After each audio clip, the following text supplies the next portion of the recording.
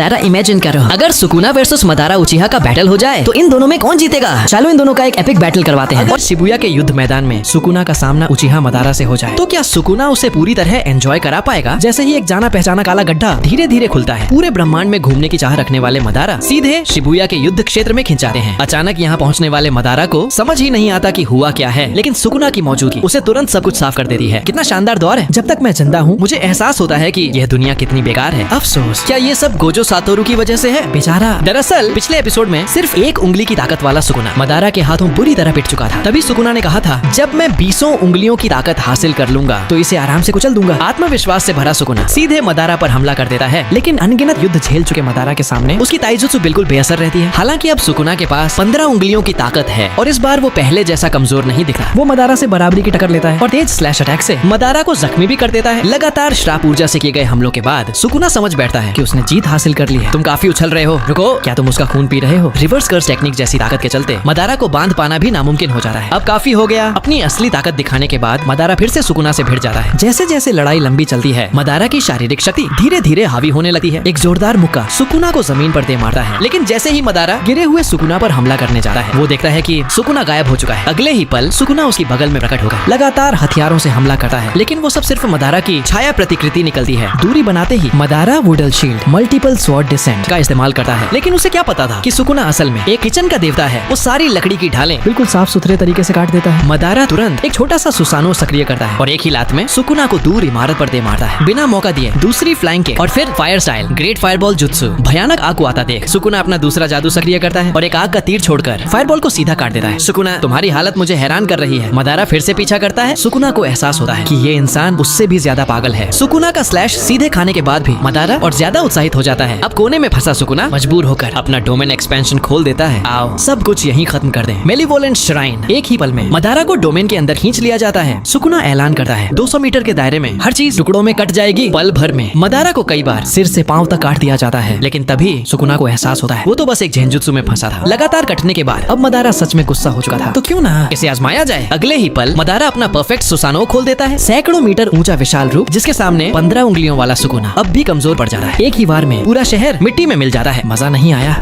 हम काकाशी, ये लो, मुझे ढूंढते रहना। हा हा हा हा हा हा। बस यही चाहिए था। शरीर भी और करवाते हैं। और अगर गोजो सातोरु वर्सेस मदारा उचिहा हो तो आपके हिसाब से कौन जीतेगा? मुझे कमेंट में जरूर बताना।